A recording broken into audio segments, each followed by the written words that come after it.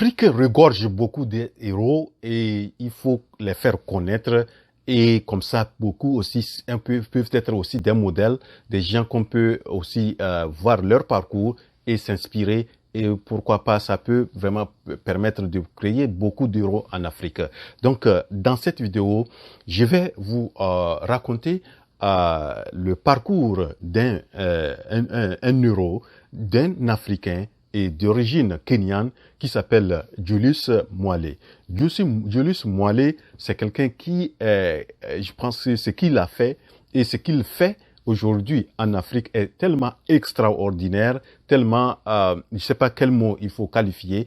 Et donc, c'est pour moi, je voudrais partager son parcours et que vous sachiez comment cet Africain est arrivé à créer ou bien à mettre en place une ville dans un village vraiment avec beaucoup d'investissement.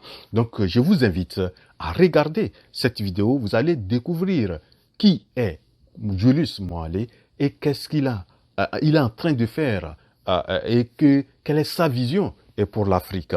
Donc, et je pense que on doit beaucoup s'inspirer de ces héros et on doit aussi rêver grand en Afrique et accomplir, faire des choses qui impactent la vie de nos populations. Donc, suivez cette vidéo. Donc, qui est Julius Mwale? Julius Mwale, c'est, comme je le disais, il est d'origine kenyane, mais à un certain moment, il a fréquenté là-bas jusqu'à, il a été au niveau de l'armée l'armée de l'air du Kenya, et il était aussi vraiment un technicien, quelqu'un qui a technologie. Il avait mis en place une technologie, mais je crois qu'il avait quelques difficultés au niveau de la protection de cette technologie et il était obligé de quitter le pays, venir aux États-Unis pour demander l'asile politique. Donc, il est venu aux États-Unis, je crois, aux années, je crois, l'année 2000 et 2001. Et c'est là, il a eu à être sans domicile fixe. Et après, il a eu l'asile et il est parti. Il est allé dans une grande université aux États-Unis qui s'appelle Columbia University à New York. Et après, quand il a fini, il a créé une technologie qui l'a permis aujourd'hui de devenir milliardaire. Et cette technologie, c'est une technologie à double facteur qui permet de pouvoir identifier avec deux facteurs. Et je crois que c'est la biométrie et d'autres informations. Et cette technologie a été beaucoup appréciée par des grandes entreprises américaines et même le Sénat américain a approuvé cette technologie. Et aujourd'hui, beaucoup de grandes entreprises telles que les grandes banques américaines telles que Bank of America, Bank of New York et Chase Bank, JP Morgan, il y a beaucoup de grandes entreprises qui utilisent cette technologie. Et c'est là que Julius Mwale a gagné beaucoup d'argent. Donc, lorsqu'il a eu cette chose, il a vu que il a gagné beaucoup d'argent, il est devenu milliardaire avec cette technologie. Bon, il a mis en place une entreprise qui s'appelle SBA Technologies et donc il a eu aujourd'hui beaucoup de grandes sommités, des grandes personnalités le connaissent. Donc c'est comme ça que Julius Mwale a fait sa fortune. Et il s'est dit que moi, je suis d'origine africaine, je suis d'origine de Kenya, et je sais comment la population africaine souffre. Quelle serait ma contribution pour sortir la population africaine de la pauvreté? Donc, si j'arrivais à sortir un milliard de gens de la pauvreté, j'aurais accompli quelque chose. Donc, c'est là que j'ai gagné ma vie. Donc, c'est comme ça que Julius Mwale a eu un projet qu'il voulait mettre en place au Kenya et plus précisément dans son village natal et qui va couvrir dans la région, dans sa région natale. Et donc, il a a eu l'idée de pouvoir mettre en place une ville carrément bâtie et qui serait dans le domaine médical et domaine technologique. Et il a lancé une étude de faisabilité de 2007 à 2012. Donc, il a fallu 5 ans pour faire l'étude de faisabilité. Et l'étude de faisabilité les a coûté quelque chose de 4 millions de dollars. Et 4 millions de dollars, c'est équivalent aujourd'hui autour de 2,4 milliards. Et cette étude de faisabilité a prouvé que il y a des gens au Kenya là-bas, surtout dans la région. Et la région, je crois, selon l'estimation, il y a quelque chose de, comme il y a des, je crois, 16 millions de gens qui vivent là-bas. Il y a des gens qui quittent pour aller en Inde pour se faire soigner. Parce qu'il y a certaines maladies, les gens n'ont pas, il n'y a pas ces traitements ou bien les hôpitaux adéquats ou bien les docteurs adéquats pour pouvoir faire traiter ces choses. Donc les gens vont en Inde pour se faire soigner. Il a dit que, donc à l'étude de faisabilité, a montré que vraiment, s'il arrivait à mettre en place un hôpital de référence, un hôpital qui peut servir cette population, et il pouvait gagner de l'argent et pouvoir rendre la vie des gens. Et pourquoi pas aussi avoir d'autres personnes et d'autres malades qui viennent sous forme de tourisme médical et ils viennent là-bas pour se soigner. Donc voilà comment après l'étude de faisabilité, ils ont lancé le projet. Et le projet aujourd'hui est en place. Donc dans son village, il a été devenu une ville et qu'on appelle Mwale Medical and Technology City, c'est-à-dire Mwale et Mwale ville médicale et technologie. Voilà, et technologique. Donc, c'est comme ça, et ça a été mis. Et cette ville, ça a coûté quelque chose de 2 milliards de dollars. Si vous avez les 2 milliards de dollars aujourd'hui, c'est autour de 1200 milliards de francs CFA qui a été mis en place pour mettre en place cette ville-là. Donc ça, c'est dans un village. Imaginez quelqu'un qui est né dans un village où il est parti à l'école pieds nus et il a aujourd'hui, il rêvait de retourner dans son village, dans sa région pour mettre une ville de référence. Et une ville qu'on appelle aussi Smart City parce que la ville est éclairée avec l'énergie solaire. Donc, c'est comme ça aujourd'hui, Mwale a mis en place cette ville-là et c'est la ville, je vais donner un peu comment les populations de cette région-là, comment ils bénéficient de la présence de cette ville-là. Et donc, c'est comme ça. Donc, lorsqu'il est arrivé, il fallait avoir de l'espace pour mettre en place la ville, parce que la ville doit contenir l'hôpital, doit contenir un parc technologique, doit avoir les services de sport, un cadre sportif, et avoir aussi l'aéroport et d'autres infrastructures. Donc, il fallait avoir des terres. Donc, il a eu des réunions avec les autochtones, c'est-à-dire les gens du village, et pour les présenter le projet. Et aujourd'hui, voilà la façon, il y a 3 façons que ces gens-là, ces ressortissants du village profitent de ce projet.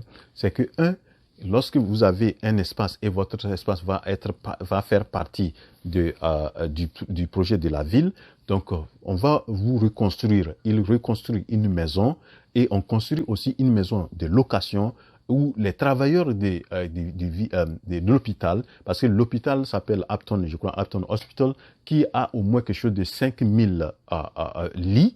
Et 5000, donc ça veut dire qu'il y aura beaucoup de docteurs, beaucoup d'infirmiers, beaucoup de travailleurs d'autres travail. Il y a aussi il y a des restaurants, etc. Donc, il y a beaucoup de gens qui travaillent là-bas. Donc, comme il y a des gens qui travaillent, ils doivent louer. Donc, ils louent dans les résidences construites par le projet. Et donc, en même temps, ils ont la population ou bien celui qui a fourni son espace, il a un nouveau local et il a aussi un coin de location où il gagne de l'argent. Voilà, donc c'est comme ça. Et l'autre aspect que la population bénéficie pour son projet, c'est que les enfants de la région vont à l'école gratuite, et l'école gratuite, et s'ils même veulent aller dans n'importe quelle université, même si les universités de grande renommée, même aux États-Unis, etc., c'est gratuit. Mais le contrat, c'est qu'ils doivent retourner à la fin de leurs études, travailler soit à l'hôpital ou dans un département spécifique ou bien dans un cadre spécifique de la ville. Voilà. Et donc ça, c'est le deuxième avantage que les populations en tirent. Et le troisième avantage, c'est que les habitants de la région ont en même temps une assurance maladie qui couvre, donc ils se font soigner, on les soigne de façon gratuite, ils ne payent rien. À partir du mois, ils vont te délivrer un carnet. Avec ce carnet-là, vous ne payez pas. Vous voyez? Donc voilà quelqu'un qui a mis en place une idée originale et aujourd'hui, ils veulent répliquer, c'est-à-dire veulent multiplier cette expérience dans au moins 12 pays africains, et il est en train de travailler sur ça. Et franchement, c'est vraiment quelque chose qui va au-delà de l'entendement, ce que ce frère africain est en train de faire. Et je pense qu'il y a beaucoup de leçons qu'on peut tirer de son parcours. Et donc, quelques leçons que je peux énumérer, qu'on peut tirer du parcours de Julius Malema, c'est que lorsque vous avez quelque chose que vous avez dans la tête et que une technologie que vous maîtrisez, vous devrez chercher toujours à le protéger. Et dans cette protection, même s'il faut changer de coin ou de lieu de résidence pour vous couvrir, il faut le faire. Et c'est ce que Malema a fait. Il a quitté Kenya parce qu'il voulait couvrir sa tête, parce que sa tête était pleine de choses. Il avait une technologie et qu'il voulait protéger. Et il a pu fuir aux États-Unis. Et voilà, arrivé aux États-Unis, ça l'a relancé. Et il est revenu dans ce pays pour avoir plus d'impact. La deuxième leçon qu'on peut tirer de son parcours, c'est que si vous voulez, selon ce que je vois, si vous voulez entreprendre, il faut mettre en place un système d'études de faisabilité, étudier bien les choses avant de pouvoir vous lancer. Et c'est ça qu'il a fait. Donc son projet de ville technologie médicale, il a mis du temps nécessaire et des moyens nécessaires pour pouvoir mettre ça en place, mettre le projet en place. Donc ça, c'est un élément très important aussi qu'il faut retenir. Une autre leçon qu'on peut retenir de Malema, c'est que si vous voulez être milliardaire aujourd'hui, il faut toujours chercher à résoudre les problèmes des gens des milliards de problèmes, c'est-à-dire le problème qui peut résoudre qui peut résoudre le problème de plusieurs personnes.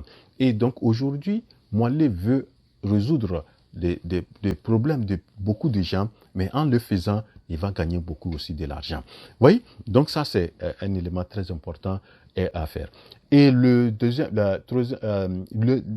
des leçons aussi qu'il faut retenir de lui, parce que il a dit que il faut avoir de l'influence dans la vie. Et lorsque vous voulez influencer, vous pouvez influencer des gens dans de différentes façons. Vous pouvez les influencer par ce que vous les apportez comme connaissance. Vous pouvez les influencer par la politique, si vous voulez être dans la politique. Vous pouvez influencer aussi en étant un homme d'affaires. Voilà, donc lui, il a choisi d'être homme d'affaires et il pense que en faisant ça, il va pouvoir impacter beaucoup de vies et sortir beaucoup de gens, des milliards d'Africains de la pauvreté. Voilà donc un parcours très impressionnant, un parcours hors pair de ce frère africain, Julius Malema, qui mérite d'être connu. Et je pense que c'est quelqu'un, il faut vulgariser, le faire connaître son parcours et sa vision des choses, et on peut en inspirer pour pouvoir créer en Afrique. Et je voudrais aussi, l'une des leçons aussi que je pense qu'il faut retenir, c'est que surtout ceux qui sont dans la diaspora, qui sont en Europe, aux États-Unis, il faut jamais oublier d'où vous venez. et toujours chercher à impacter, à faire quelque chose là où vous êtes originaire. Parce qu'il faut voir Moualé, il a mis son village natal est devenu une ville de référence, une ville où les grandes sociétés, même européennes, américaines, sont en train d'aller pour s'installer.